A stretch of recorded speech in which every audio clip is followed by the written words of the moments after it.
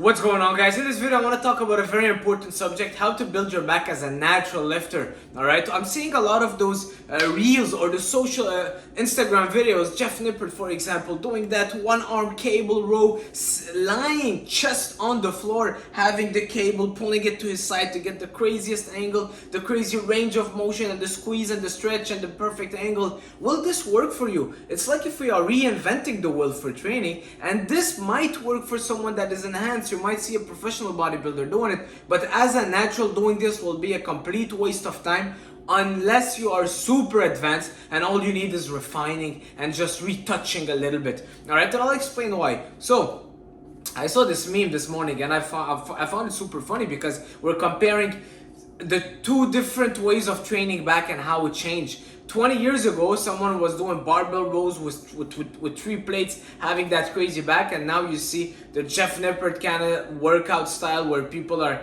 really emphasizing that crazy angle on the bench, one arm cable, the crazy stretch, the crazy squeeze. But meanwhile, they have barely any muscle mass on. And I'm not hating on anybody, and I think that all techniques can work, but all techniques have their time and place. And I'll explain why. Those techniques, let's say the Jeff Nippard style, the science based with the craziest range of motion and squeeze and stretch, will not work for you if you don't have the base already. If you don't know what is your lat, if you can't feel your lat, if you don't have any mass already, if you haven't built those reps and that good weight on that needs to be done throughout compound lifts, pull-ups, barbell rows, dumbbell rows, squats, deadlifts, bench press, overhead press, that's your base and butter, that's the foundation, and you gotta start with the foundation. It's like if you're building a tower, a skyscraper, you gotta start with the foundation and the interior, which is kind of the skeleton of the building, and then you end up with the refining touches by putting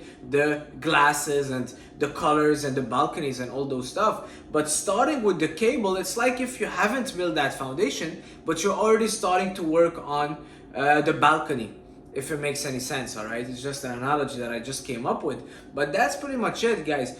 If you don't have the mass already, especially for natural lifters, those exercises, yes, you'll feel them. Yes, you'll be like, oh, well, I'm feeling it, or I feel a squeeze. Of course you feel a squeeze. You're stretching your lat. Yes, you'll feel it. But is it what is needed for you to build that muscle?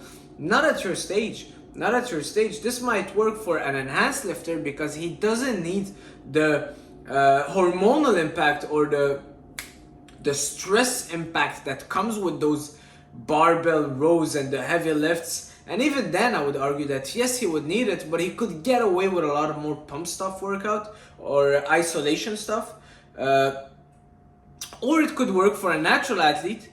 For example, me, I've been training for over 10 years, and most of those years the way that I put my mass on was not with the cables. I started training in a gym that we didn't have cables. We had 2 cables and they were always used for triceps push down. So we had to do other stuff, and guess what? It worked very well with the compound lifts. Alright, so me, I've been training for over 10, 13 years. Doesn't matter, but then you're like, okay, I got my mass on, I put on the weight that I need to. Now all I need is refine. So maybe now I can just go for that little squeeze. I can go for that cable because I know I'm not putting much more muscle on.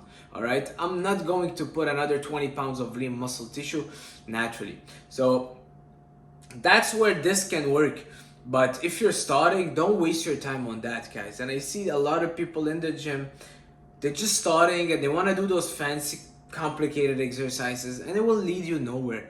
Alright, you gotta get back to the basics. Don't try to reinvent the wheel. What have been working for years and years and so long, now we want to switch it all up and we want to really go to the science-based angles that will target the craziest range of motion and the best stretch. It has its time of place. You can finish with it or pre-exhaust your muscles with it, but your bread and butter, the most important part of your workouts, should not be the one arm stretch cable lying on the floor. Alright?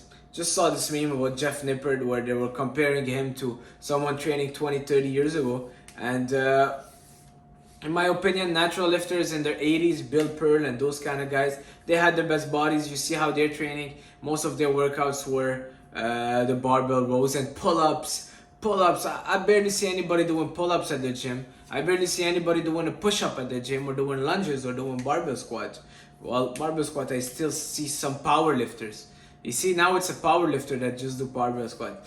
So, you get what I mean? There is a time of place for everything, but make sure that your bread and butter, what you're using to build out that mass, the most important part of your workouts are the compound lifts.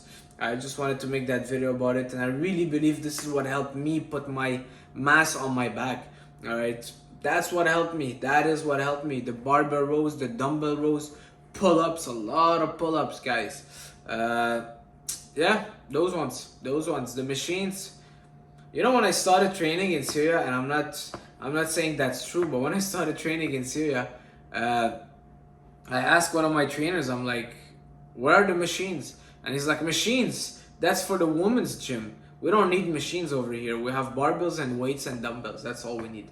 I mean, he was joking. It's, yeah, but I mean, he did have a little point, you know, that you want to build that mass on, don't go on the machines. The machines, we see the Cuba ceiling and all those guys killing it on machines. Yes, but because they built that foundation, they have that base, they can feel better than lat. Their lats don't need any more of those. They kind of maximize all the barbell rows and the dumbbell rows in the past, and they have that foundation. When the foundation is built, you can get away with so much more. But first, go back, build that foundation, make sure you're spending enough time on those compound lifts, and then finish up with the finishing touches. All right. Yeah, that is pretty much it for this video, guys. That is pretty much it. Hopefully you liked it. I'll see you guys soon. Ciao.